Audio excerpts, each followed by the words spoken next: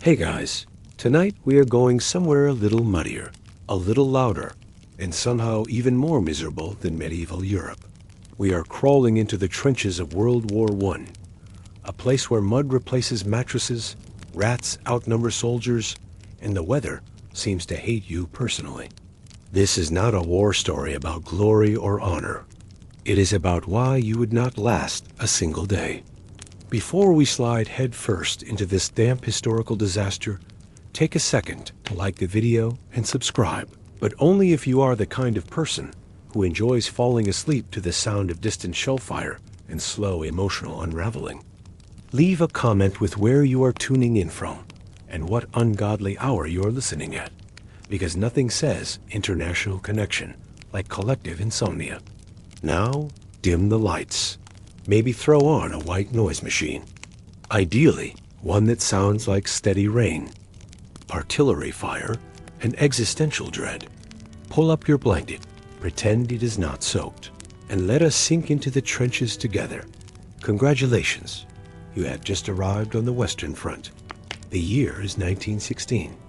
You are 19 years old, frightened, underfed, and dressed in something that technically qualifies as a uniform. The only good news is that you are not alone. The bad news is, unfortunately, you are here. And here is a quiet torment carved into the soil and saturated by it. Your name holds no value. You are simply private somebody. One more fading soul in the machinery of modern war. You step off the supply lorry, and your boots immediately sink into mud that seems to grip with intent. You are standing in a maze of trenches, each one more miserable than the last. It is as if someone constructed a puzzle from human despair and forgot to add a way out. The smell is the first thing that welcomes you.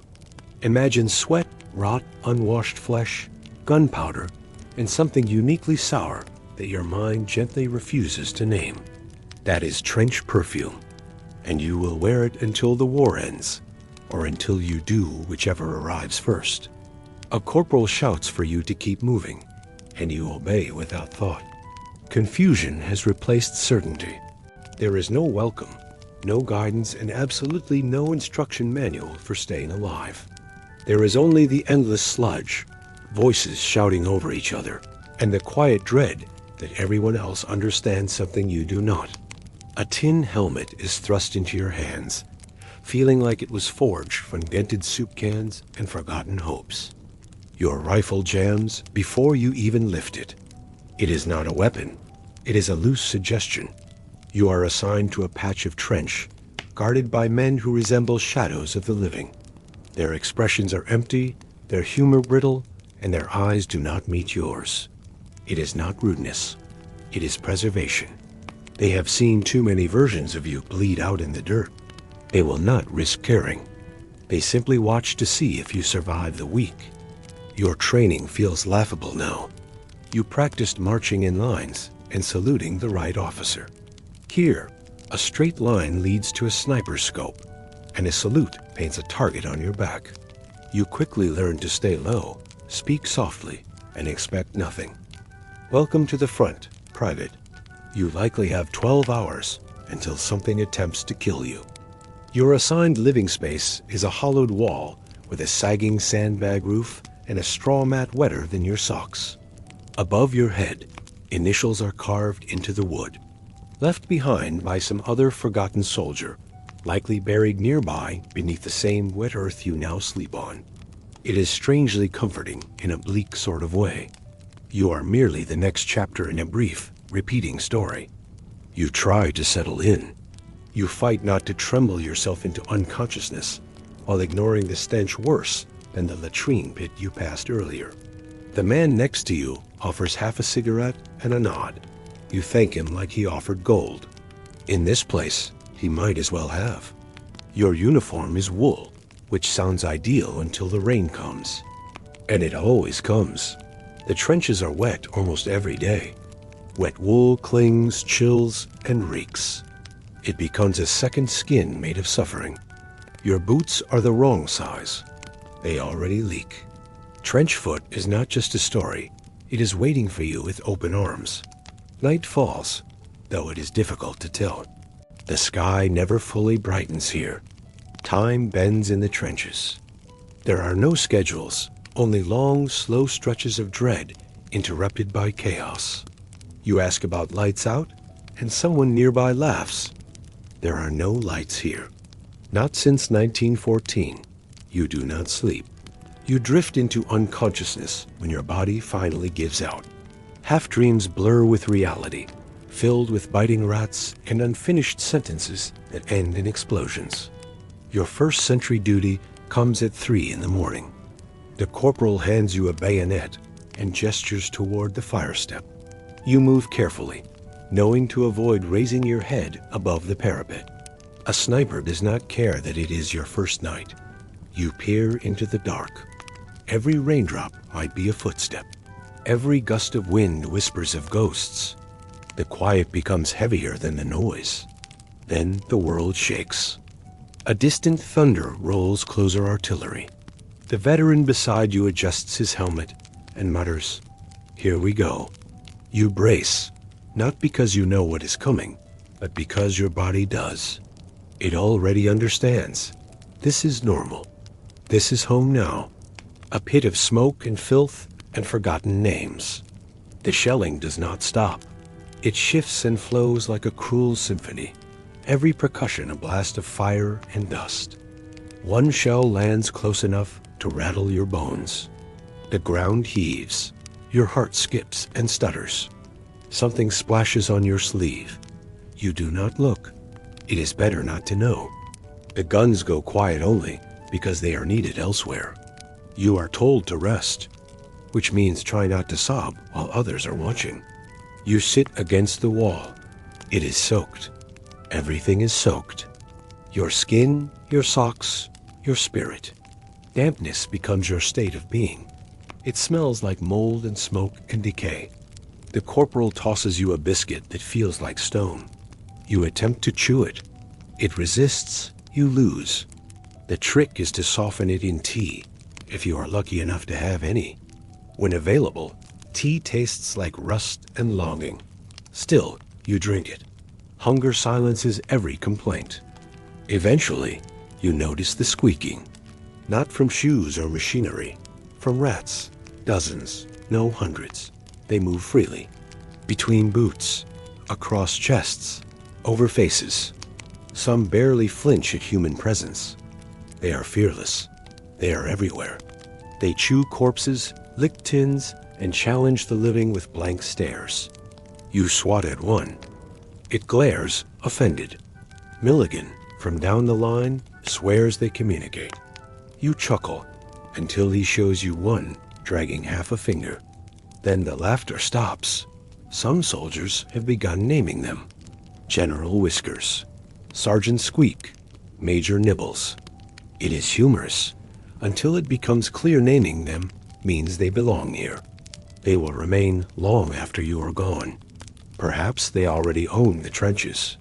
The sun, or what manages to pass for it, fades behind the endless clouds. You are told it is time for stand to.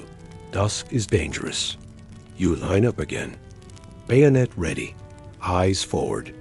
You gaze across a landscape torn to pieces. Barbed wire coils like vines of pain. Craters yawn open like broken mouths. Smoke hangs low. And always there are bodies. Motionless, forgotten, half swallowed by the land. The sky darkens and the cold deepens. You wait for morning, or for silence, or for nothing at all. Some hang on the wire like grotesque decorations. Others are half buried by shell blasts, faces frozen in a scream they never got to finish. No man's land is less of a place and more of a graveyard with aspirations. You try not to look. You fail. The man beside you is muttering a prayer. You do not know what language it is in, but you recognize the tone. Please, not today. You echo it silently and wonder if the mud beneath your feet is made more of soil or soldiers. After an hour of silence, someone whispers, "Stand down." You do not move at first. You are still holding your breath, waiting for the bullet that never came. Slowly, Your body unwinds. You sit, you sink, you stare at the ground like it owes you something. Later, under the cover of darkness, you are given your first task-wire duty. That is when you discover just how suicidal maintenance work can be. You and 2 others are told to crawl into no man's land with rolls of barbed wire and iron stakes, fixing the front barrier in the pitch black with only your heartbeat for company. You climb out quietly, fingers trembling. Each step is slow, each breath cautious. You crawl through mud, past scattered limbs, over shapes you force yourself not to feel. You work in silence while your partner repeats, "Keep low, like a prayer." The stakes go into the earth with effort, the coils of wire unspooling like frightened snakes. Then, halfway through, a flare erupts into the sky. The darkness vanishes. The entire landscape is laid bare. Wire, craters, twisted corpses. You see your hand trembling. You throw yourself to the ground, heart racing so loud it seems audible. But no shots follow. Not this time.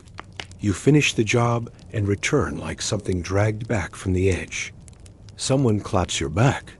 They say, "The first one is the worst," which does not help at all. You collapse again into your dugout, too exhausted to think, too shaken to rest. Your hands do not stop trembling. Your muscles ache not from exertion, but from adrenaline draining away. You lie on your side, and for a brief moment, you forget your own name. You cannot recall what day it is. You no longer remember what life was before this place. All that remains is cold, damp, and the echo of fear. A voice speaks from the darkness. You did good. You nod. You want it to be true. Even if it is not, pretending is enough. You do not sleep. You close your eyes and drift just beneath consciousness. Ears tuned to the sound of rats, your own breathing, and the occasional scream that nobody ever acknowledges the following morning. And somehow, this day that feels like it has lasted a century is still not over. Morning arrives like a slow betrayal. There is no sunrise, only the night dark, shifting into something slightly less cruel. Everything is a shade of gray, like the world forgot how color is supposed to work. Your eyes ache not from light, but from the absence of sleep. You blink at nothing, confused, and then the realization returns. You are still here. You sit up and instantly regret it.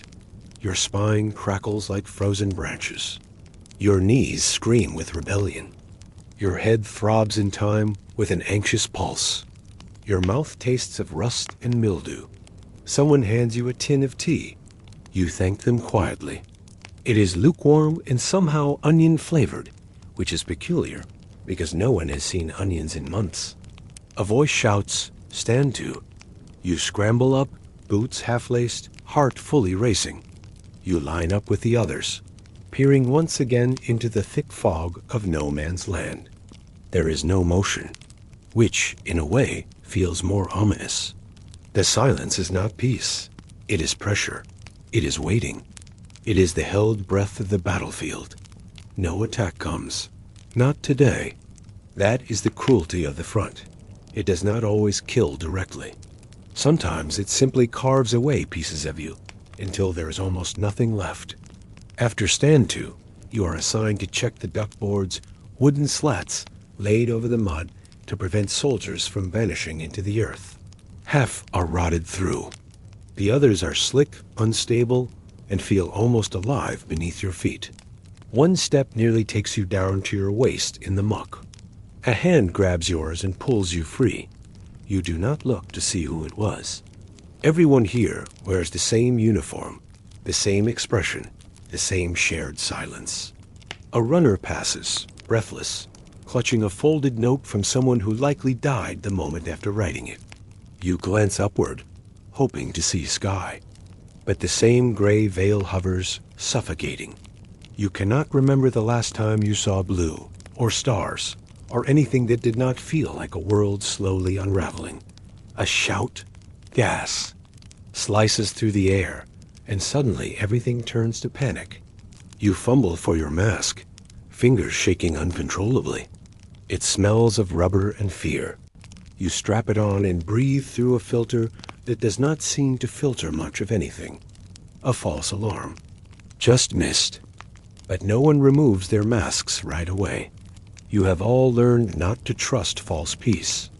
Later, you try to write a letter home. You stare at the blank page, struggling to say something that will not be blacked out by the censors. You settle on simple lies. Doing fine. The lads are in good spirits. Weather is holding. None of it is true. But the truth has no place on paper. And your mother does not need to read about rats chewing boots off the dead or lice nesting in your ears. You finish the letter. You do not sign it with love, just your name, just in case. That night, a chaplain visits.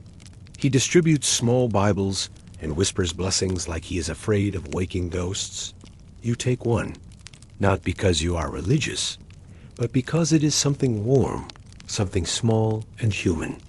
You tuck it in your breast pocket and wonder if it could stop a bullet. A head count is done. One man is missing. No one reacts. No questions are asked. There is no search. Just a name scratched out, gone. And still, life in the trench moves forward. You watch someone shave with cold water and a cracked mirror, humming like he does not notice the rot surrounding him. You help refill sandbags, scraping up whatever mud has not already turned rancid. If you have spare socks, you change them. If not, you dry them over a candle and pretend the holes are meant for airflow. Your boots squish with each step. Your ankles ache. You scratch your legs until they bleed and blame it on lice, mostly lice, maybe also your nerves. And somehow, the strangest thing begins to happen. It all starts to feel normal. The shriek of distant shells no longer makes you flinch. The groans of dying men barely interrupt your thoughts. The reek of unwashed bodies fades into your own scent. Misery is no longer a crisis. It becomes the foundation. You start to recognize types of artillery by their sound. That one is ours. That one is theirs. That one is too close. You make jokes about trench collapses. You give names to the boldest rats. You argue about whether trench foot is worse than dysentery. You place quiet bets on who will break next. And still you stand. Still you breathe. Still you wait for the one thing that will finally close out this day that refuses to end. Because beneath the dirt and the uniform and the eyes that have stopped blinking at horror, you carry a truth no one dares say aloud. The worst thing in the trench is not dying. It is getting used to it. Let's talk about the place. The trench. Your new home. Your whole world. Calling it a trench is generous. It implies structure, engineering, intention. What you are actually living in is more like an accidental canyon filled with rot. A hand-dug grave with just enough extra room for an existential crisis. The walls are supposed to be reinforced with sandbags and wooden planks, but most of the time they are collapsing in on themselves, like they, too, are tired of being here. The floor is mud, not just wet dirt, but a sentient sludge with ambitions. It sucks at your boots when you walk, laughs when you try to run, and occasionally swallows your leg up to the knee. You have stopped pulling up your socks. There is no point. The mud finds its way in. It always does. And the rain, it is constant. A drizzle if you are lucky. A torrential punishment if you are not. It falls in slow, deliberate sheets that soak through your clothes, into your skin, and finally settle somewhere in your bones. Even your thoughts feel damp.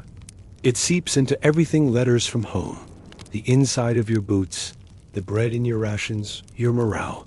There is a bucket marked dry socks. Do not touch. No one knows who put it there. It is a joke. Maybe the only one still running.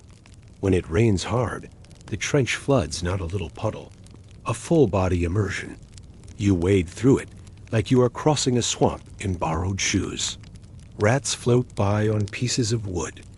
One time a corpse does too. No one says anything. Someone just pokes it with a stick to check if it is one of ours. It is. They drag it out, lay it against the wall, and cover the face not out of respect, just to avoid the smell. And the smell, where do you even begin? It is layered, complex. An olfactory symphony of everything wrong. There's the wet wool funk of unwashed uniforms, the ripe sour rot of mold in the sandbags, the iron stink of blood that never quite fades. Then the sweet, sickly undercurrent of decay, human decay. That is the one that gets you. It is not sharp. It is not sudden. It creeps in like a memory you do not want. You breathe through your mouth. It does not help.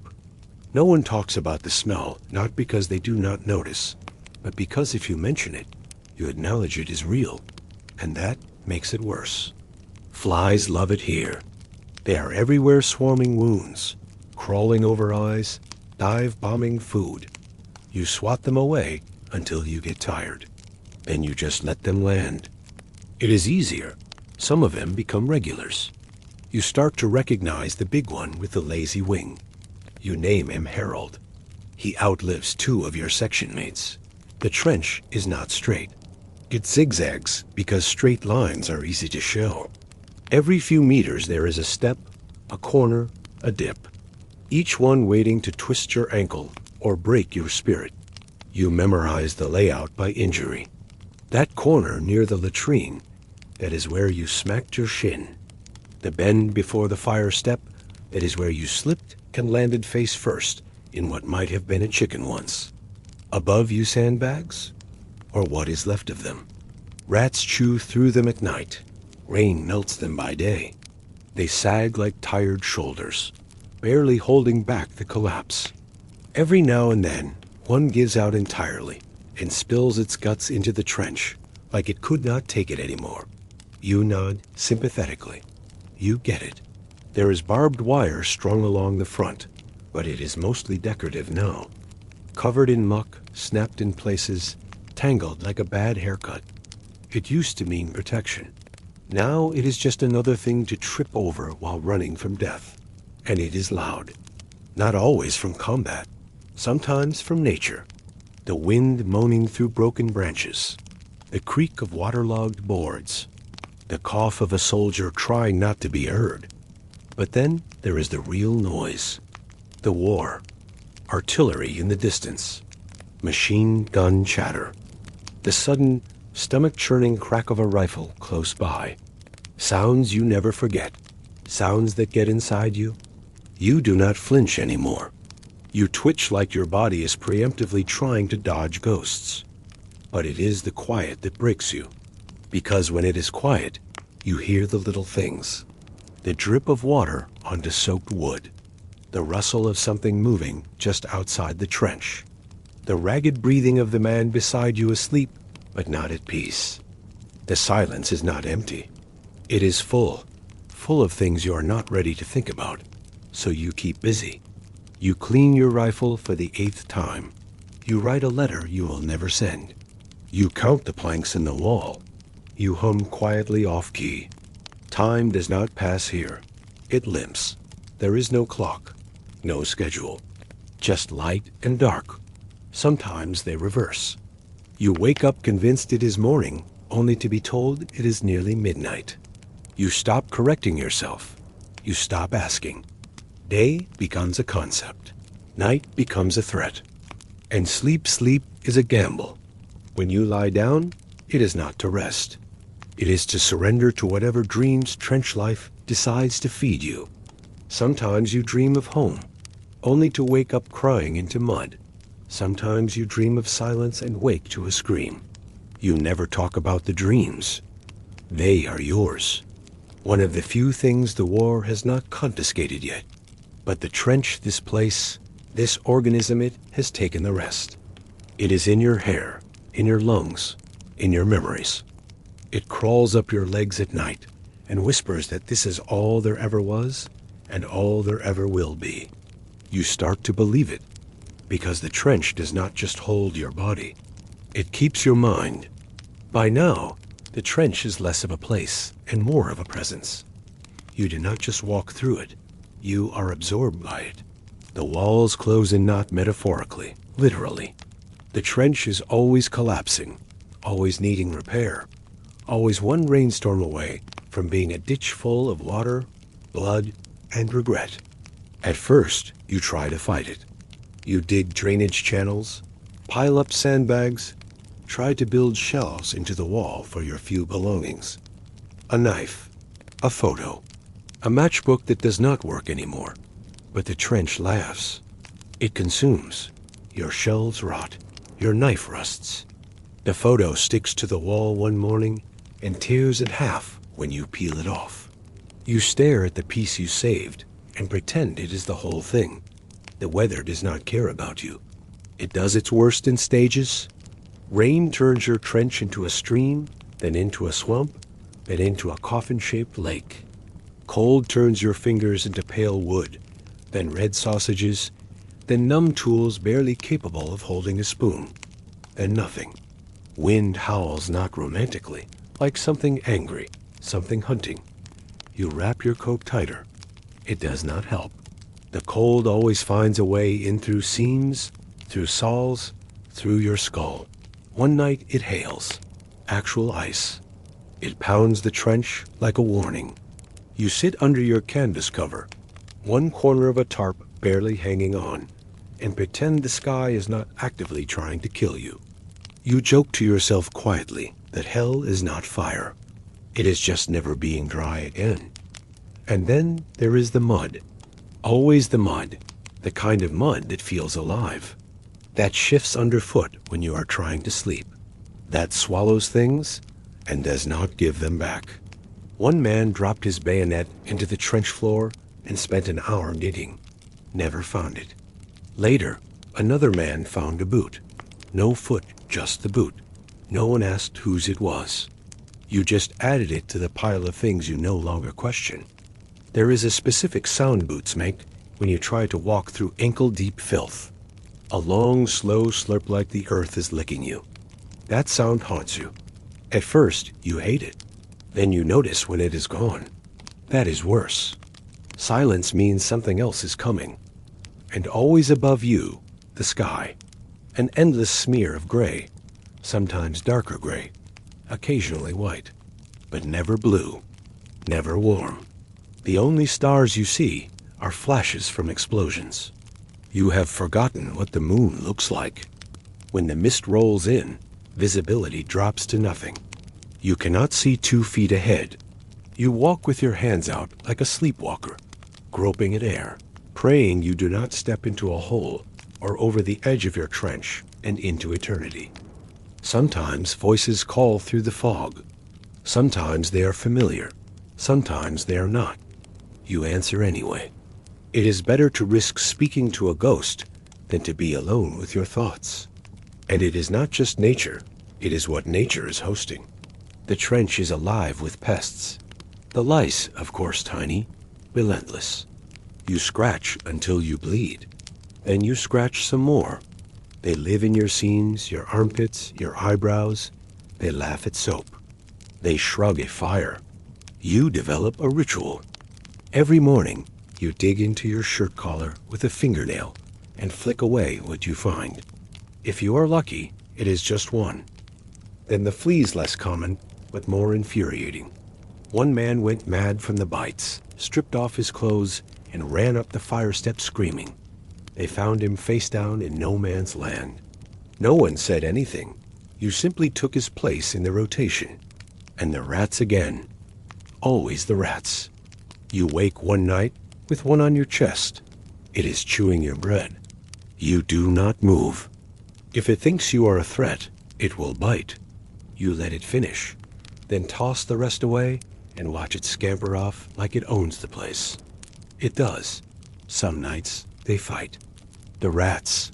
You hear them in the walls, gnashing, squealing, tearing at each other. Over what? You do not want to know. Some of them die in the trench. You find them bloated, curled around your gear. You toss them into the latrine. They will be back. They always come back. Then there is the trench art. People decorate. They carve names into beams, scratch poems onto ammo boxes. draw crude pictures of women on the walls, not because they are artists, but because it is the only way to push back against the filth and madness, the sense that this place is swallowing them whole. You find yourself doing it, too, etching something into the dirt with a stick, not for beauty, for proof that you were here, that you mattered, even if only for a line or two. And sometimes the trench tries to remind you it used to be part of a world. A flower pokes through the wall one spring morning, tiny yellow. You stare at it for a long time. Then someone steps on it by accident. They do not even notice. Later, you find an old biscuit tin flattened by a boot print. Inside it, a tooth. No one asks. The trench does not give you answers. Just more questions, more weather, more water, more walls that close in. It becomes your entire sense of direction. You stop dreaming of leaving. You start dreaming of dry spots, of a warm place under the parapet, of a corner where the wind does not reach. You do not live here. You endure. And endurance is measured in inches, in dry matches, in one last smoke before watch, in knowing which plank creaks, which one breaks, in memorizing the angles where bullets ricochet.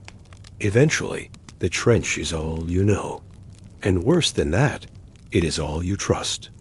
You wake up choking on mud, not because you rolled into it, but because it found you.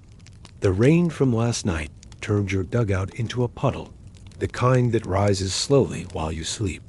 You sputter, spit, sit up, and everything hurts. Your clothes stick to your skin like a second, soggier version of yourself. Your boots are waterlogged. Your blanket is a myth. And the fire went out 2 nights ago. You are cold, but it is not the kind of cold you can fix. Not with movement, not with wool. It is deep, internal, the kind of chill that changes you. That whispers, this is what you are now. You crawl out into the trench like something recently exhumed. The walls are slick. The floor sloshes. Someone has slipped ahead of you and left a smear of blood across the duckboards. No one mentions it. He is fine, or he is not. Either way, it is morning, which means more of the same. You are handed a sandbag and a shovel, not for building, for fixing. The trench collapsed again overnight. Half of B Company is now ankle deep in their own barracks. You pile dirt, stack bags, plug holes with your bare hands. You wipe your face and realize it is not sweat. It is just condensation from your own breath, recycled by the damp air. The mud sucks at your boots. You step. It resists. You step again. It lets go with a slurp that sounds vaguely obscene. You stop noticing. The trench has rhythms, sounds, movements. You adapt like an animal learning to live underground. You stop walking upright. Too risky. You crouch. Stoop. Scuttle like some half-developed thing. You talk less. Your sentences shrink. Mud is worse. Fire step is flooded. Seen my mess tin? No one answers. No one really hears. A rat dies in your dugout. You find it under your pack, curled like a comma. You do not move it. You name it. It becomes a roommate. When someone tries to kick it aside, you stop them. You say, leave him. You do not know why. Food arrives, if you can call it that. It is stew, technically. A slurry of roots and salt and something stringy that might have once had a face. You eat it without looking. If it is warm, it is good. If it is not, it is still food. A man freezes up after eating. No one checks on him. He wipes his mouth, laughs, says, too rich for me, and goes back for seconds. You boil your socks over a small fire, not to clean them, just to dry them. They come out harder than they went in. You put them on anyway. Your skin peels off with them later. It is fine. You are used to bleeding.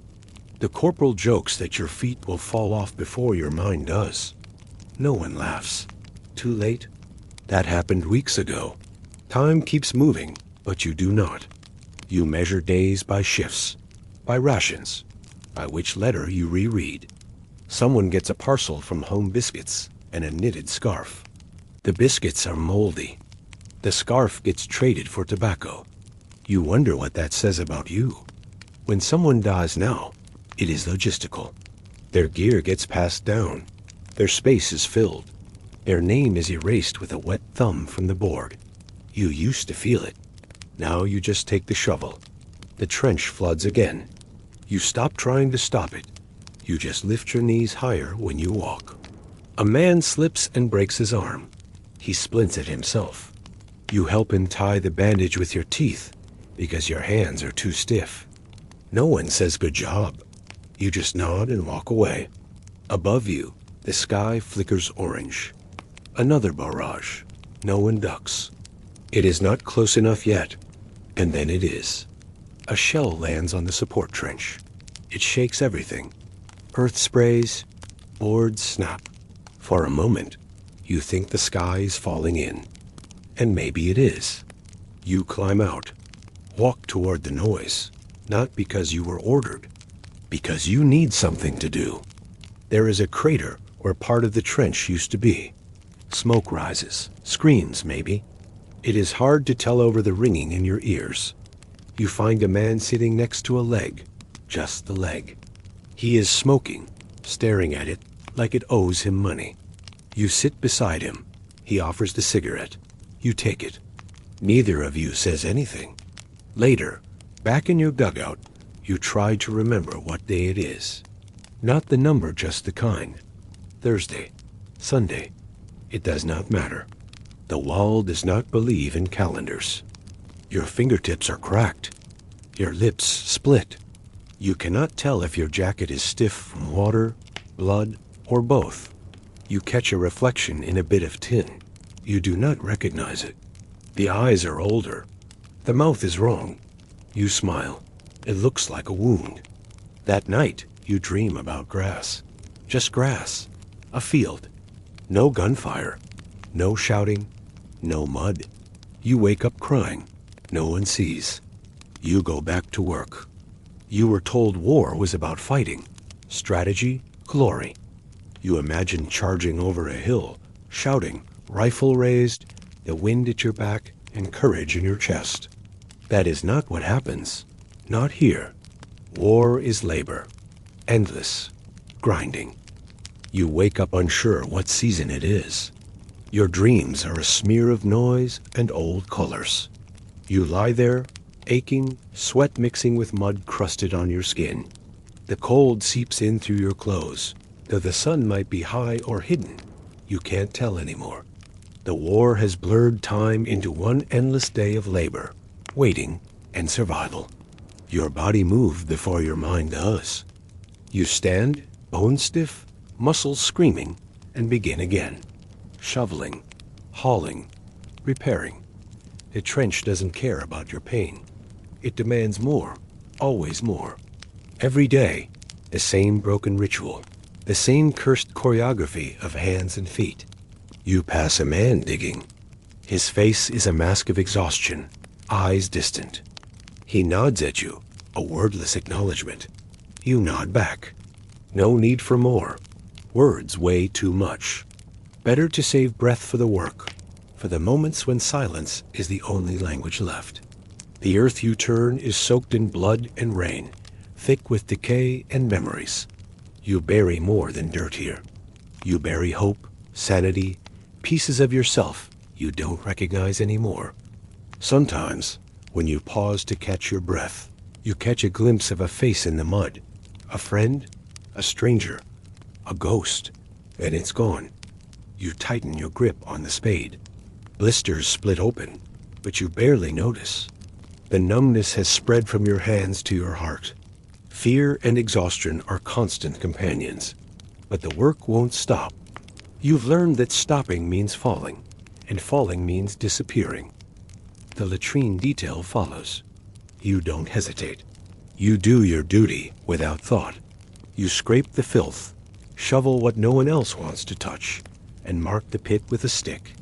The rain will wash it away soon, but the dirt always holds a stain. At night, the mud seeps into your bones. Sleep is fleeting, fragmented by distant gunfire and the endless chorus of the trench. You dream of home, of silence, of something clean and warm. You wake to the cold mud, the sour taste of rationed food, and the never-ending tasks. Your mind begins to drift, caught between memory and madness. You count less, remember less, feel less. The war carves you down to the barest shape, a hollowed shell moving through the mud. Still, you dig. Still, you carry. Still, you survive. Because if you stop, the trench takes you, and no one will dig your grave. You think you saw your mother, or a cow, or both. Then it is back to labor, stacking boxes, fixing sandbags, chopping wood that is too wet to burn, carrying a wounded man to the aid station half a mile back. He is screaming. Or maybe you are. You get there. He does not. You do not ask his name. There is no time. Your boots fall apart. Not metaphorically. The sole detaches. You tie it together with wire meant for fences. You wrap your feet in cloth. It soaks instantly. You walk anyway. You have stopped feeling below the knee. A boy gets promoted. He is 16, looks 12. Got a stripe for pulling 3 men out of a crater. 2 lived. 1 did not. He does not smile. He does not seem to notice the stripe. You salute him anyway. He nods. That is the whole ceremony. Your shoulder aches always.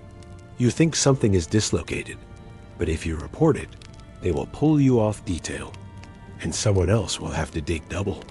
You keep quiet. You cradle it when you sleep, which is rare. Someone tells a joke, something about a general and a goat. You do not remember the punchline. You laugh anyway. It feels like something breaking. A release valve you did not know was still working. Rain starts again. You put your helmet on backwards. Pretend it is a hat. Someone else does the same. You both look ridiculous. No one cares. You get a letter from home. It is wet before you open it. Half the ink is blood. Your name is still visible. That is enough. The paper smells like another world. You read it slowly, then quickly, then slowly again. At night, you volunteer for extra duty. Not because you want to, but because it is easier than being alone with the silence. The labor keeps your thoughts where you can see them. When you stop, they run. And they always run toward things you are not ready to feel.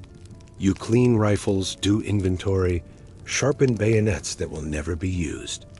You wrap cloth around leaking canteens. You polish boots with your sleeve.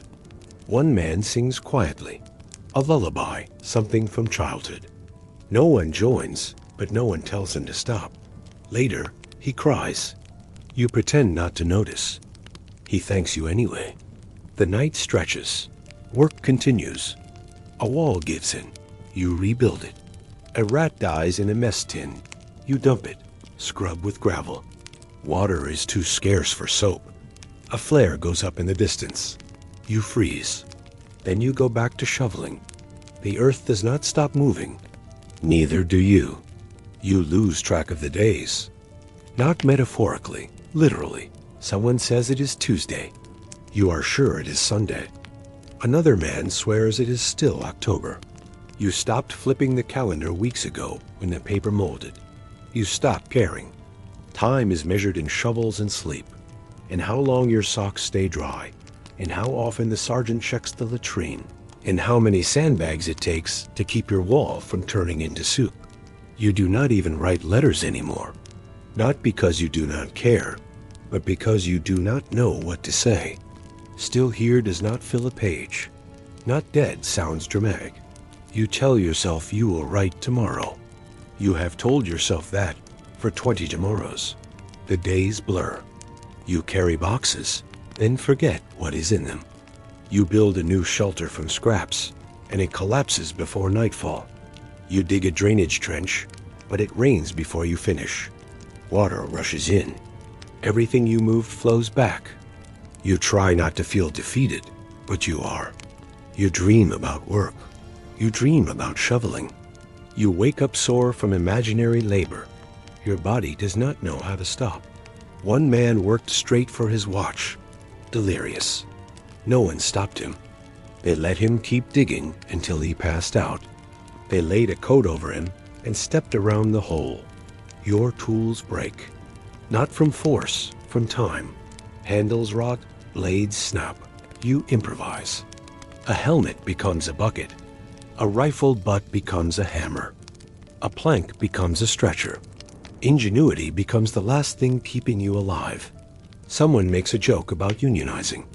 You all laugh too hard for too long. You find yourself assigned to ration distribution. A step up maybe, if not for the crowd. Dozens of hands all reaching, all hungry. And you ladle the stew, counting under your breath. You make the scoop smaller, the food thinner. You lie. Say there is more behind you when there is not. You serve until the pot is dry, and the men are quieter. One accuses you of favoritism.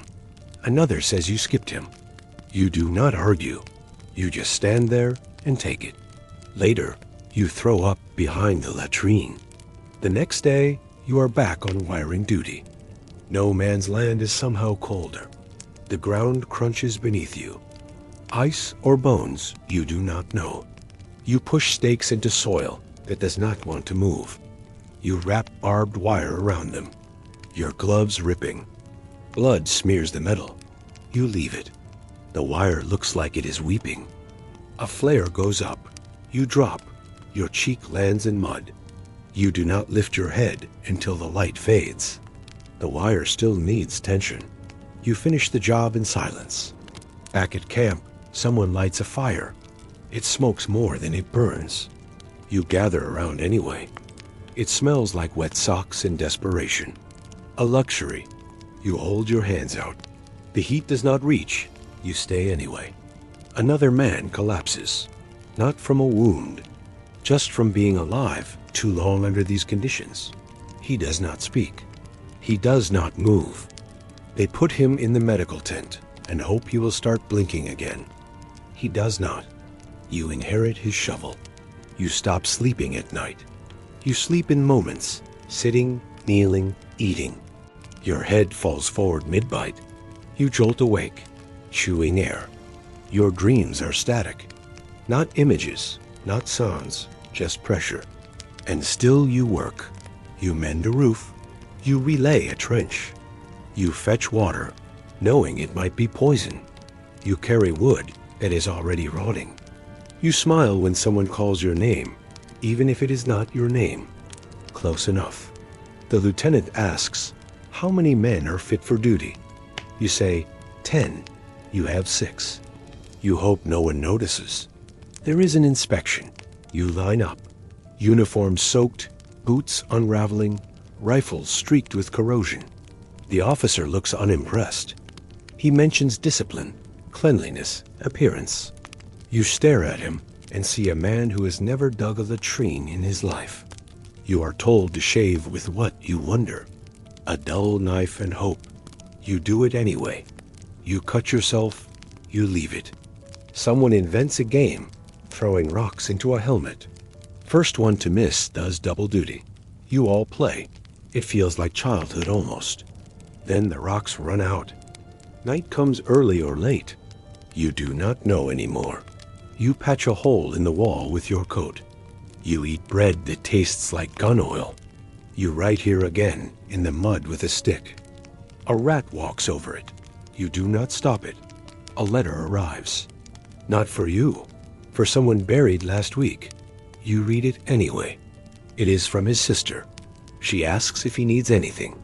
You fold it carefully, put it in your pocket, and never mention it. Another day begins or ends. You lift your shovel and keep going. It is easy to forget you are in an army.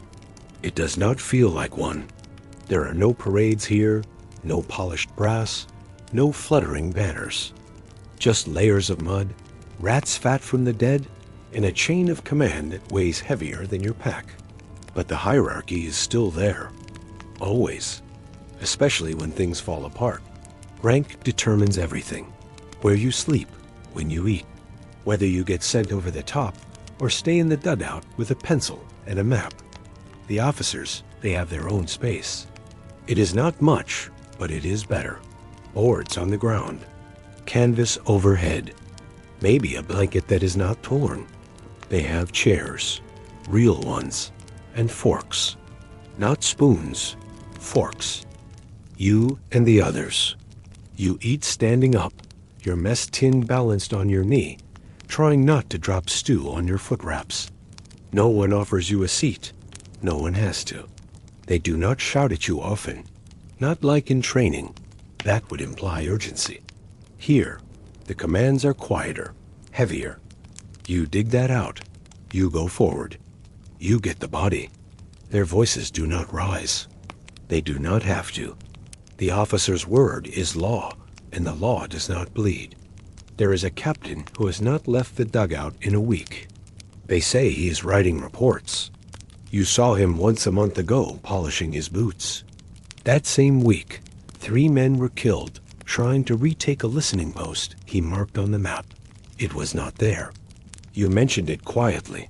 The corporal told you to shut up. You want latrine duty for a month? He asked. You did not answer. You get it anyway. The NCOs are closer. They know your name. They know your blisters. They yell. Not because they hate you, because if they do not, someone dies.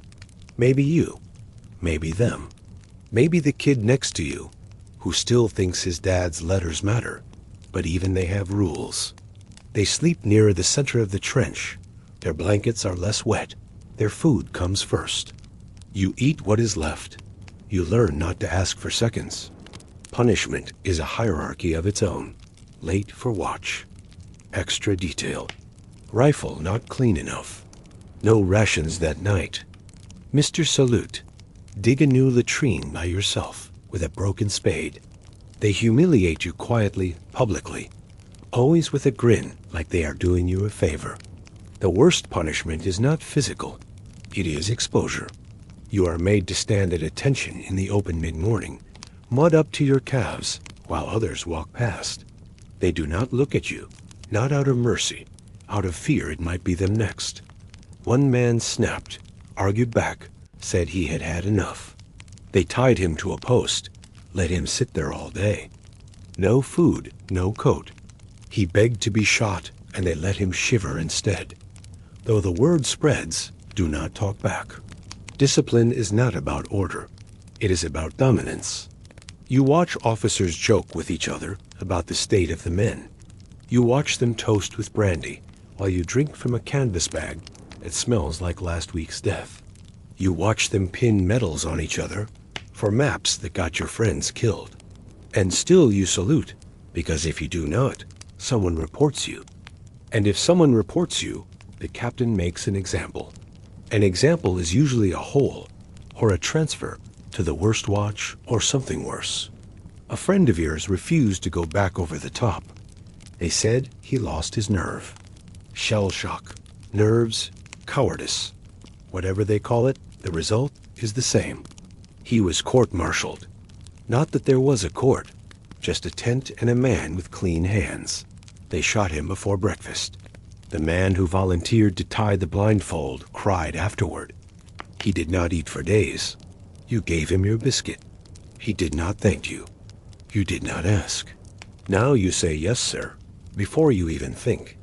It becomes instinct, like flinching at thunder, like watching the officer's boots, so you know which way to walk, like ducking whenever anyone in a clean coat raises their voice. You do not hate them, not really. You envy them. Their clean hands, their dry beds, their illusions. They still talk about when this is over. You stopped believing in that a long time ago. They have maps, you have mud. You learn not to speak unless spoken to, not because you are shy, because you have seen what happens when you are noticed. Being invisible is safer. There is a private who tried to correct an officer once. Just a name on a map. A misplaced marker meant nothing really. But the lieutenant did not like being wrong. The private was reassigned, transferred to front patrol every night for a week. By the end of it, he could barely walk. Then he vanished. You think he crawled into the wire on purpose. Now, no one corrects anyone. The favoritism is quiet but constant. A word here, a shift there, a dry blanket, a warm ration. You learn to nod at the right time, to laugh at jokes that are not funny, to thank a man for not hitting you. The younger officers are the worst. They are fresh from school, clean uniforms, clean boots, clean consciences. They still believe in things honor, duty, the chain of command. They speak in phrases like acceptable losses and strategic value. You wonder if they have ever seen a man's face cave in. The older ones are quieter. They do not talk about the war. They smoke a lot. They stare a lot. They know better than to get too close. They have seen too many men turn into statistics. You hear one mutter, "These boys are meat." Then he adjusts his scarf and walks away. Your corporal is in between, too old to believe, too young to stop trying. He is strict but fair. Fairness matters more than kindness out here. He punishes by rotation. He does not play favorites. You respect him because he does not flinch when he sees what you have become. Still, he salutes the same men who get you killed. You remember a time when respect had to be earned. Now it is just a uniform. You are told to address officers by their title, even if they are wrong, even if they are drunk. Even if they send you into a trench that has already collapsed, you follow orders. You do it with a straight face. You do it because asking why is a death sentence. One night, an officer forgets your name. He calls you number 4. You nod. That is who you are now. Another officer asks if you are literate. You say no. It is a lie. You have read more than he ever will. But saying yes would mean more duties, more writing, more maps, more blame. Better to stay silent. Safer to stay stupid. Intelligence is punished. So is independence. You see a man try to fix a broken drain without orders, just doing his job. A captain catches him, accuses him of undermining authority, makes him stand in the rain for hours. Later, the captain brags about how the trench is training better, does not mention the man. The man does not come back. No one asks where he went. There is a private who draws. Not war things, real things, flowers, birds, faces. He hides his sketches in a tin box under his bedroll.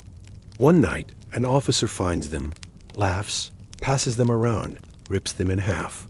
This is not art school, he says. The private does not draw again. You tell yourself it is just the way things are. You tell yourself you do not mind. But the truth is it eats you slowly, quietly, like rotten wood, until one day you hear a command and your body moves before your mind does. You realize you have stopped deciding. You have become reflex. Deference is not respect. It is survival. There is a reward for good behavior. Sometimes a cigarette, an hour off, a ration of jam. You feel grateful. Then you feel ashamed for being grateful. It was yours to begin with. But the war teaches you that nothing is yours. Not time, not rest, not even your thoughts. The chaplain says, we are all equal in God's eyes. You want to believe him, but God does not march in boots. God does not get dry socks and extra stew. God does not send men to die and then sleep well after. The mage visits once, steps into the trench, looks around, nods. He says, keep up the good work, and then steps back into his car, tires spinning in wet earth. His driver does not speak to anyone. You can still see the mud on his boots was painted on. Another day, a colonel appears. Smells like perfume and pipe smoke. He inspects your rifle, your posture, your coat. He does not ask your name. He calls your dugout quaint. You almost laugh. Later, you are ordered to clean up for a photo. A real camera, flashbulb, and all. You are lined up, told to smile. A man next to you lost his brother that morning. He smiles anyway. His lips twitch. That is all they need. The picture goes in a newspaper. Morale high on the front. You get one copy. It is folded into your pocket next to a dead man's letter. That night, you volunteer for watch. You would rather face the dark than the faces of men who still believe they are in control. You do not envy them anymore. You pity them. They think they are winning, but you know better. You have already lost something they will never understand. You start to forget your own voice. You speak only when necessary. And when you do, it is with caution. The tone you use for officers is not the one you use for friends. The voice you use for friends is not one you trust anymore. Everything you say feels like a test, like a tripwire. Some men fail it. They speak too freely, laugh too loudly, ask questions no one wants to answer. Those men are transferred, isolated, punished, buried. One tried to talk philosophy, said something about dignity. 2 days later, he was reassigned to a listening post alone. He did not return. You remember the exact way his hands moved when he spoke, like he was sculpting words from air. Now he is part of it. You do not talk philosophy anymore. You learn to recognize power by the way it walks. Officers walk like the ground owes them something. You walk like it might swallow you whole. You are ordered to carry a wounded man out of the trench. His leg is gone. His eyes are wild. He screams nonsense the whole way, clawing at your chest. The officer walks behind, complaining about the mud on his boots.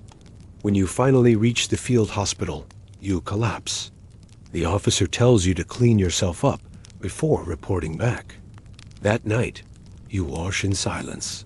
The blood does not come off. You think it might be yours. You do not care. There is a rumor going around. Someone wrote a letter to command about the conditions. Not a complaint, just facts. Rats, water, cold. The men are tense. Everyone is waiting to see who gets punished. No one admits to writing it. A week passes. Nothing happens. Then the sergeant, who used to hum lullabies, disappears. No explanation. His bunk stripped. His name crossed out. The humming stops. You think about the letter. You think about his face. You decide never to write anything again. A new officer arrives. He smiles too much. Calls you son. Asks where you are from. You do not answer. He keeps talking. Tells you he has rated books about the war. You think about handing him a shovel. He would not know what to do with it. He calls a meeting. Says morale is low. Suggests a talent show. A talent show. No one volunteers. He offers extra rations. A cigarette. A letter home. Still nothing. Later, you hear him shouting in his dugout. Alone. You almost feel sorry for him. Almost. He does not last long. A shell lands near the mess tent. He is caught in the blast. You carry what is left of him out in a canvas sheet. His boots are still clean. Hierarchy has a smell. You notice it now. Officers carry a whiff of soap, paper, ink. The rest of you smell like rotten rust. You stop noticing your own scent. You only notice when someone else does not match it. There is a major who insists on morning inspection. Even during bombardment, he walks the line with gloves on, pointing at floors. He scolds a man for missing a button. That man has not spoken since his brother died last week. You say nothing. You salute. Later, the man unbuttons his coat, lets the wind take it. You hand it back. He refuses. Says it smells like the war.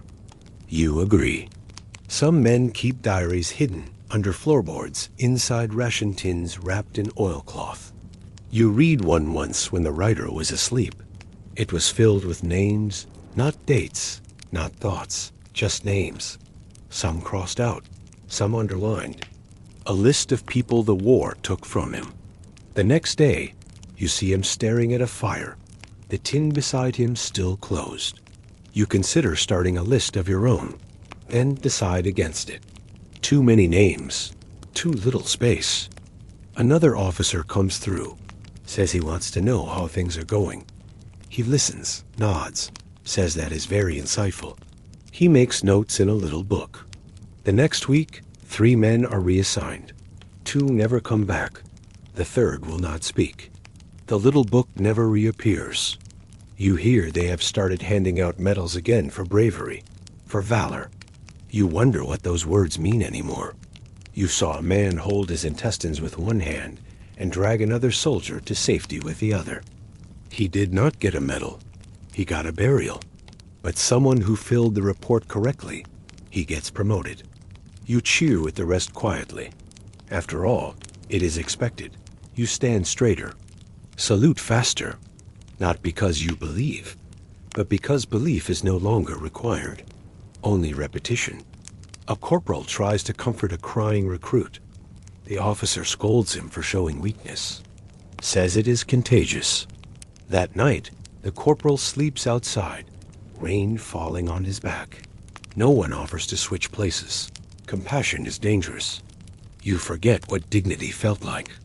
You remember being told that military structure keeps order, but all you see are cracks filled with silence.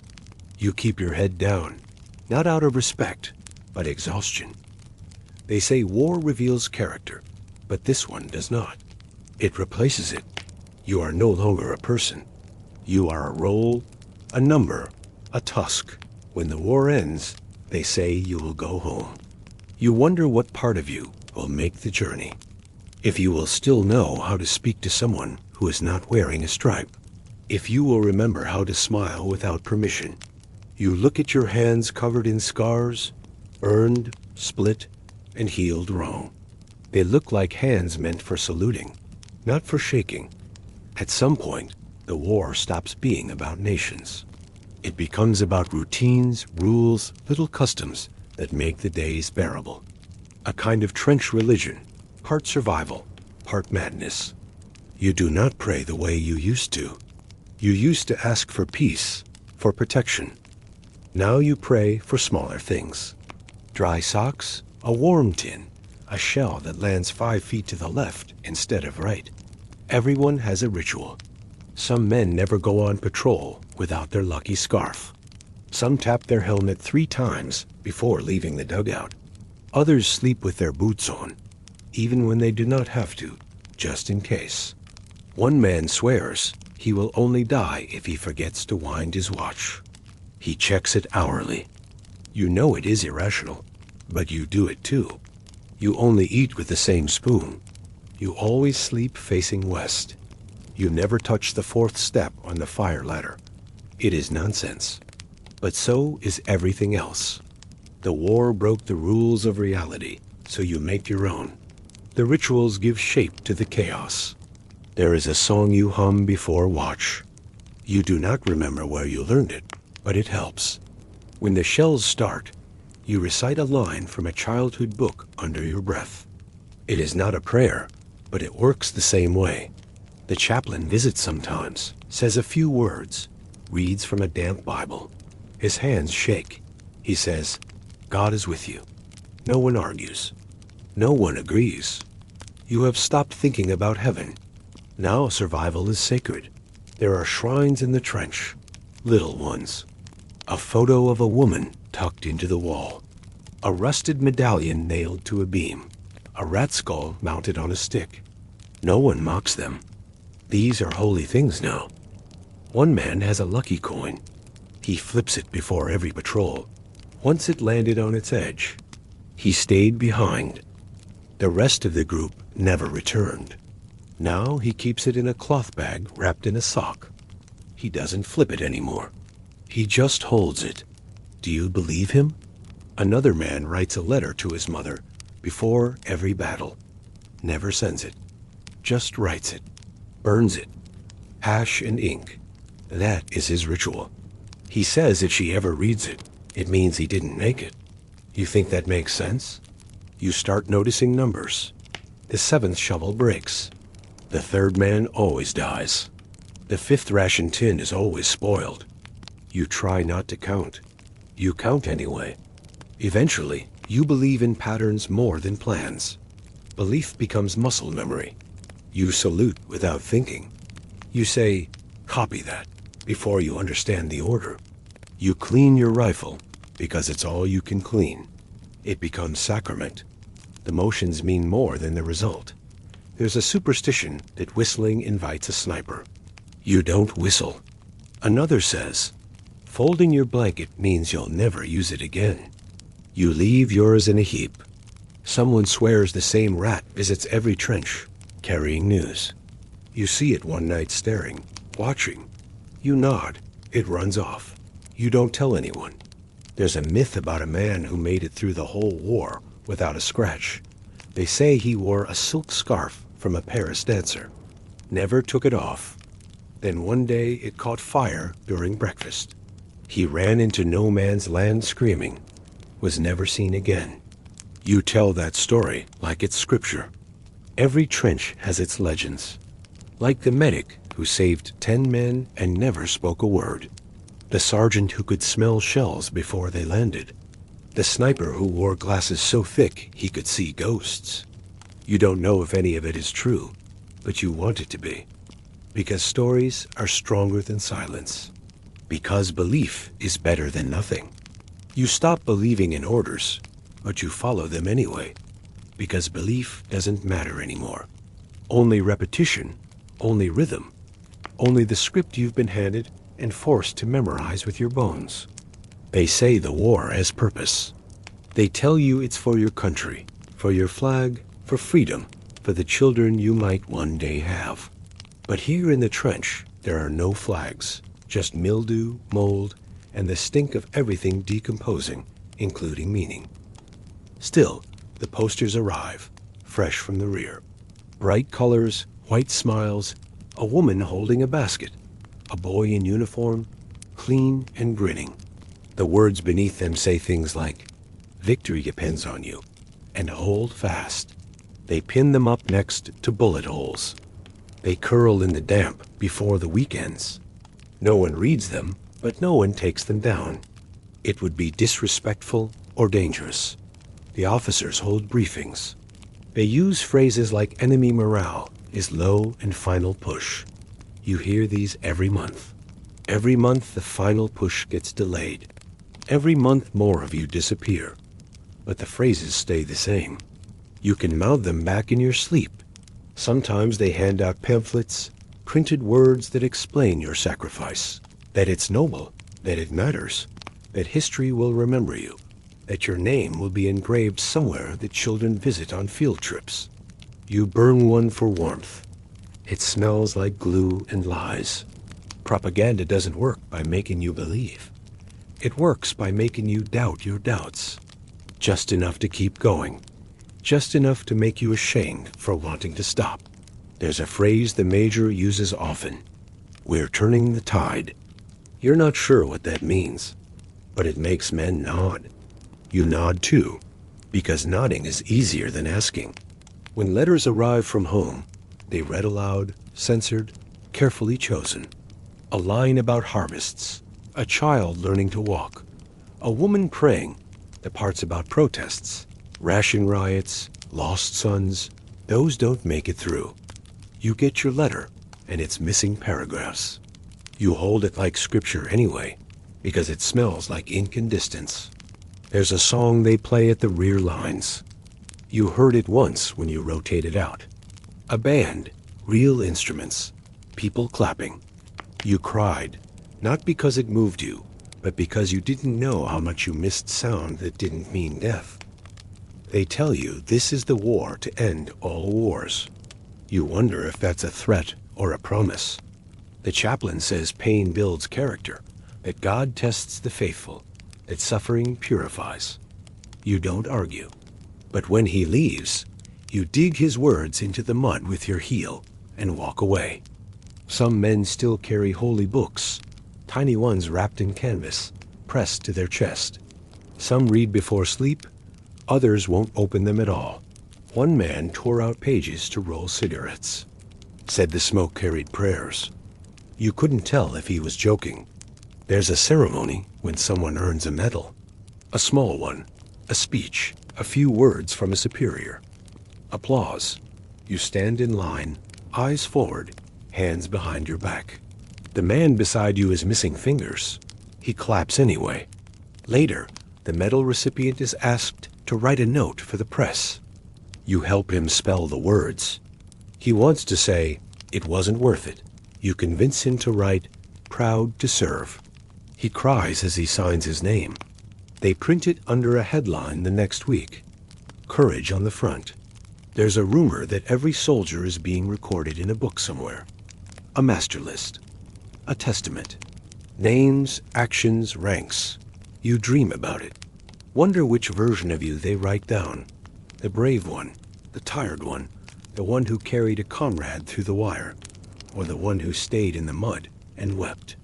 You start to think about legacy, not because you believe in it, but because it's the only thing they haven't taken. Some men write letters addressed to no one, just descriptions. Today it rained, saw a rat the size of a cat, breathed in gas, and tasted copper. They sealed them and buried them under their beds. Time capsules, they say, for the next poor souls who dig here. They keep the illusion alive that someone is listening, that someone will understand that the war is being witnessed, even if it's only by dirt. Eventually, belief stops being something you hold. It becomes something that holds you. You don't believe because you choose to. You believe because the alternative is unbearable.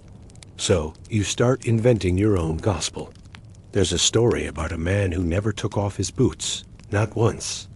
Slept in them, bathed in them, said as long as they stayed on, he wouldn't die. His feet rotted, turned black, but he lived longer than anyone expected. They called him the saint. No one laughed when they said it. He once found a candle burned into the wall of a dugout. Half melted, half buried, no wick left, just a stub. A man claimed it had saved him during a gas attack, that the light distracted death for just long enough. He kept that wax in a pouch next to his heart. He wouldn't let anyone touch it. These things become relics, not because they're sacred, but because they're not nothing. And here, anything that's not nothing becomes holy. Truth erodes in the trenches.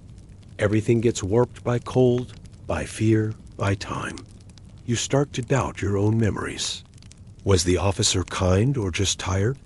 Did your friend laugh before he died? Or did he just exhale? Did you hear a voice in the dark? Or was it just the wind? You stop looking for answers. You build myths instead. They spread like fire. Oral scripture passed down between rotations.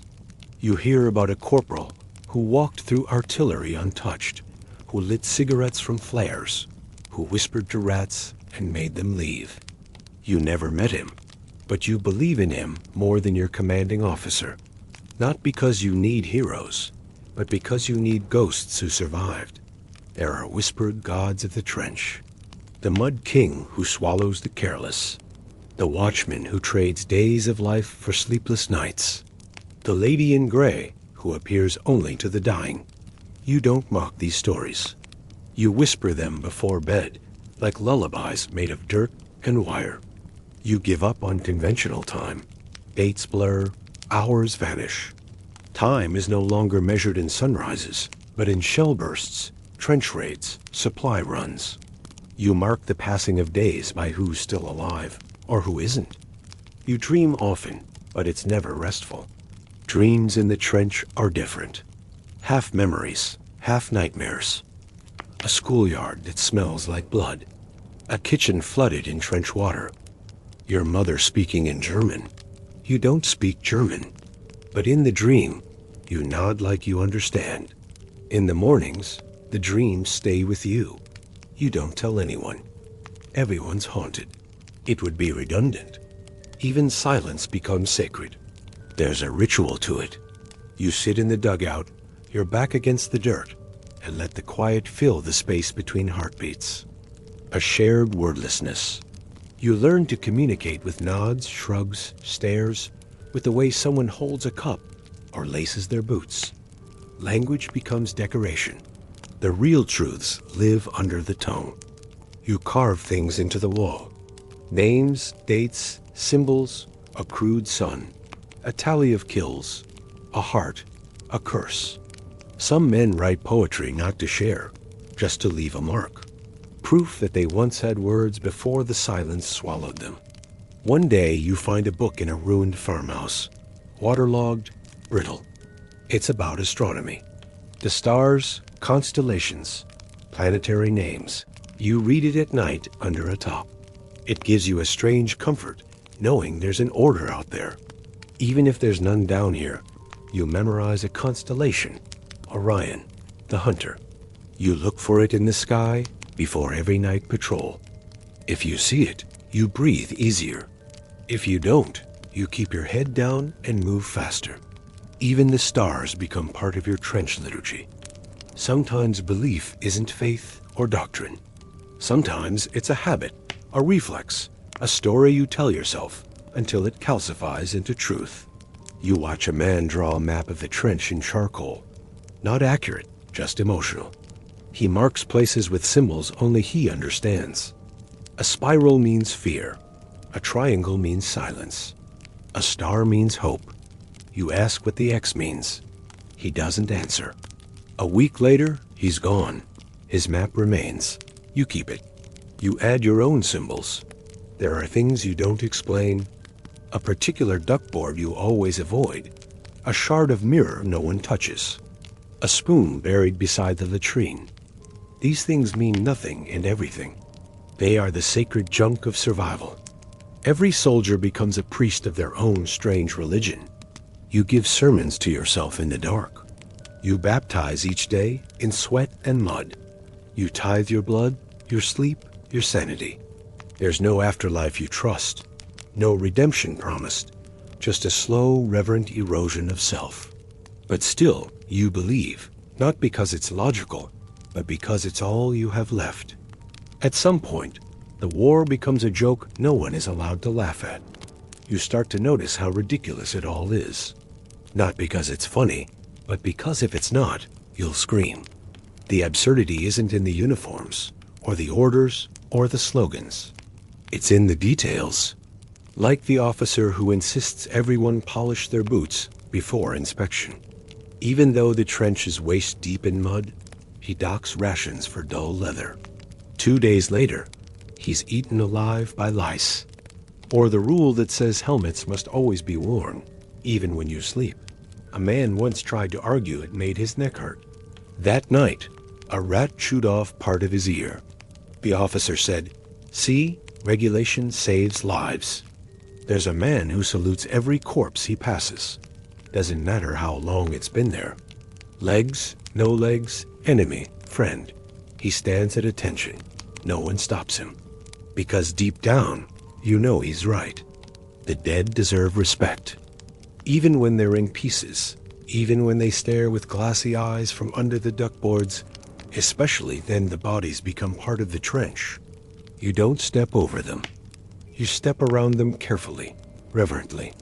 They're landmarks, markers, grim companions. Sometimes they're named. Quiet Paul, Half-Jack, the sleeper. One has a pipe frozen in his jaw. You swear he looks amused. They say one of them blinks at night. No one checks. You get used to living with the grotesque. A man's arm poking from a wall. A torso used to reinforce a barricade. You try not to look, but you also can't look away. Not because it's new, but because it's normal now. It's funny in a way. Horrible, spiraling, soul-curdling funny. One day, you see a man eating his rations with a fork made from a femur. You don't say anything. It's efficient. A shipment of boots arrives, all left feet. No one questions it. You just wear them. You walk in circles. You curse in rhythm. There's a rumor that the supply chain has been outsourced to a donkey with vertigo. You believe it because it makes more sense than the truth. The latrines overflow during a downpour. You're told to dig a new one, but the shovels are being used to brace the walls. So you dig with a helmet. The officer says, "Make do." You do. You hum while you work just to stay sane. The medic patches a man with flour and tape. Says it's temporary. The man dies. The tape holds. Everyone claps. Not because it's funny, but because it's all they can do. There's a man who writes letters to his own foot, calls it Lefty, says it's his only friend that hasn't tried to desert. One day, he steps on a mine. Lefty doesn't survive. The funeral is attended by 12 men and a priest. The coffin is a sardine tin. You laugh quietly, shamefully. You're still laughing the next day. Someone rigs a gramophone to a helmet, plays opera while shaving. A shell lands mid-air. The helmet survives. The man doesn't. No one touches the gramophone again. It becomes an altar. Another man builds a scarecrow out of uniforms, bones, and tin. Calls it General Good Luck. The rats avoid it. The officers salute it. Eventually, they promote it. It gets better rations than you. There is a strange kind of comedy that sets in when you run out of grief. It's not laughter as much as a release valve, a way for the pressure to escape before something essential ruptures inside you. You start making bets on absurd things. Who will get trench foot next? Which duckboard will collapse? What day the lice will outnumber bullets? Someone keeps score on a tin plate. The winner gets a stale biscuit. Someone else turns an old sock into a puppet. It performs a nightly routine, reenacting the latest failed orders, giving satirical weather forecasts, chants of mustard gas and despair, and singing dirty limericks. The puppet becomes a mascot. The sock gets promoted before you do. During shelling, a man recites Shakespeare loudly, dramatically, full costume, helmet with feathers, a trench coat for a cape. He plays all the roles. You don't know if he's mad or brilliant. Doesn't matter. He drowns out the screaming. You thank him with a cigarette. One night, someone carves chess pieces from bones. Real bones, no one asks whose. A tournament starts. Bets are placed. Someone calls it the Grand Trench Championship. The winner gets to sit closest to the fire. The loser cleans the latrines. The rats learn your routines. They show up for roll call. Someone starts naming them. General Squeak, Corporal Nibbles, Lieutenant Tail. You swear 1 salutes before stealing your bread. In the middle of a bombardment, someone yells encore. You don't know who, but it starts a trend. Every time the shells fall now, someone claps, someone boos. One man shouts, "Not your best work, Jerry. It's blasphemous. It's suicidal. It's the only way to keep from sobbing." You invent awards for each other. Most creative use of mud. Best bayonet ballet. Longest time without crying in public. They're handed out on Fridays.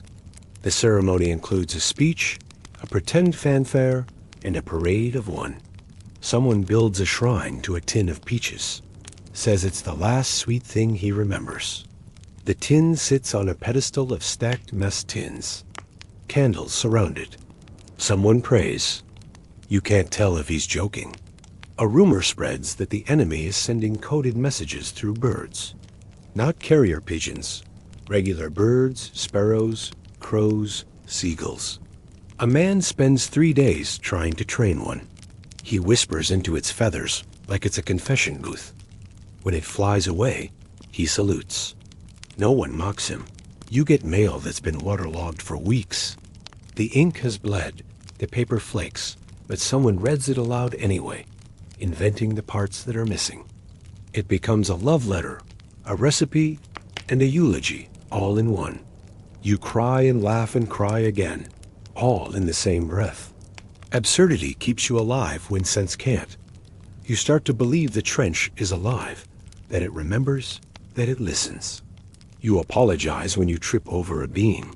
You thank the mud when it doesn't swallow your boots. There's a door nailed to nowhere. Just a door frame upright standing in the muck. No walls, no roof. But men walk through it, tip their helmets and say, "Good morning, sir." It becomes ritual. It becomes law. Someone calls at the office.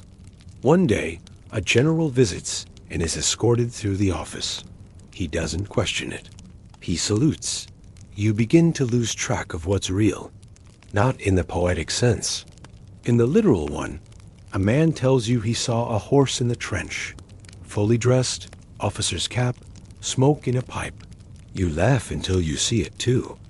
It vanishes the moment you blink. You don't tell anyone.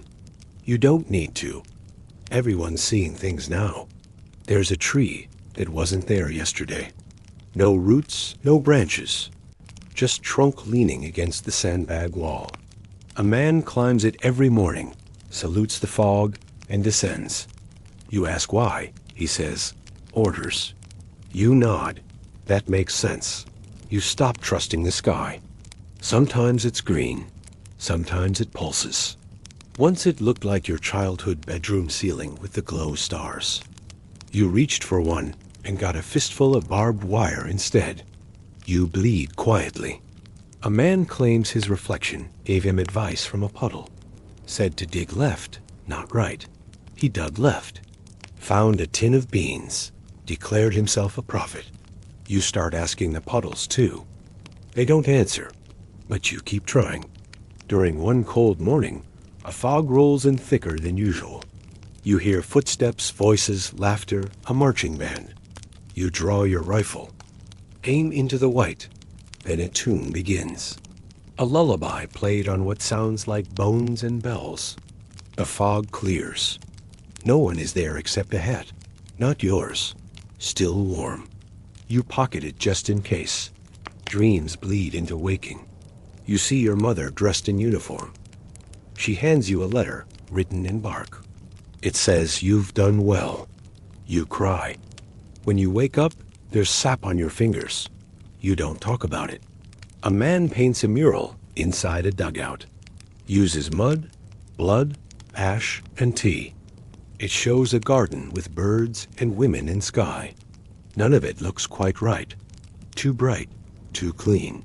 You sit in front of it for hours, pretending you're there.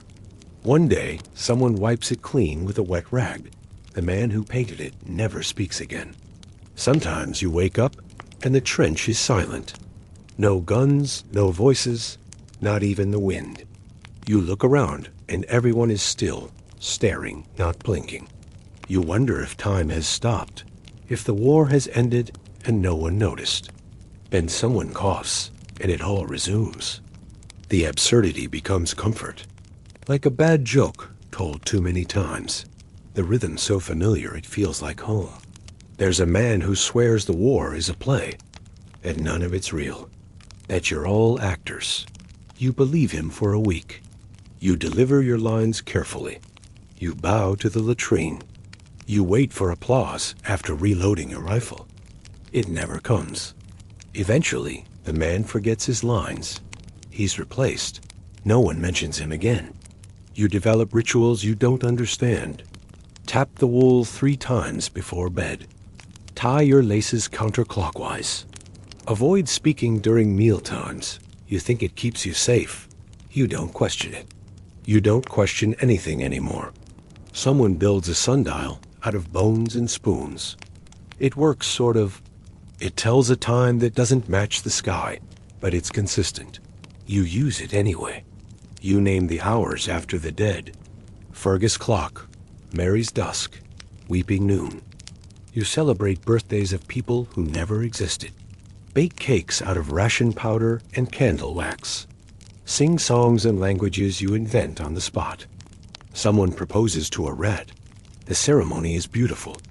Reality melts slowly without drama, like snow under warm breath. By the time you notice it's gone, you don't miss it. You stop reacting to things, not out of strength, but because reaction requires energy. And that's a luxury. Now a shell lands nearby. You don't flinch. A man screams. You don't turn your head. Rain soaks through your uniform, your skin, your soul. You keep eating. The bread is moldy. You don't taste it. You don't care. Something in you has gone still. Not broken, just quiet, like the last echo in a deep well. You used to feel things. Anger, fear, even awe. Now it's just a dull vibration. a resonance without meaning. Like a hymn in a language you never learned. There's a voice in your head. You name it after yourself. It speaks in your tone. Tells you what to do, when to blink, when to breathe, when to pretend you're still human. You listen always. It hasn't steered you wrong yet. You remember faces like old stories. Not specific, just outlines. An eye shape, a laugh, a scar. You don't know who they were. You just know they mattered once. You stop writing letters. There's no one left to write to. Or maybe there is, but the words won't come. You sit with the paper on your lap, stare at it. Hours pass, days, it stays blank. That feels honest. You keep the pen anyway, just in case. Someone tries to cheer you up with a joke. You smile because that's what's expected. But the smile doesn't reach anything. It hovers on your face like fog on a grave. Sleep stops meaning rest. It just means pausing. You don't dream anymore. Or if you do, you don't remember. You wake in the same position you fell asleep in. Rigid, cold, covered in the wet stink of yesterday, and the day before, and all the days before that. Your hands tremble even when they're empty. You used to count the days. Then you counted the meals, then the deaths. Now you count nothing. There's no point. The numbers don't help. They only hurt. There's a kind of peace in forgetting what matters. You bury your old self like a secret. Dig a mental grave. Toss in your opinions, your favorite food, the way your voice used to sound. You cover it with silence. A man offers you a cigarette. You take it. You don't smoke.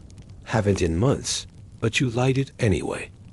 Inhale like it's prayer. Exhale like it's confession. You feel nothing. That's the point.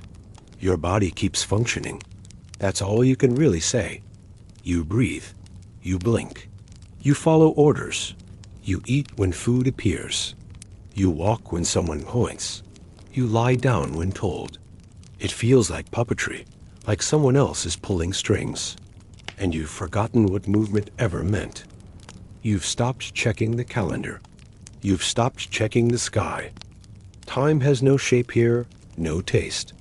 It arrives and departs like a stray shell. Sometimes late, sometimes early, always dangerous. You speak less, not because you have nothing to say, but because you've forgotten how to make sound mean anything. Words slide out like mud, slow, thick, and pointless. Most conversations now consist of grunts, nods, or just long silences shared between men who have run out of anything that could be called hope.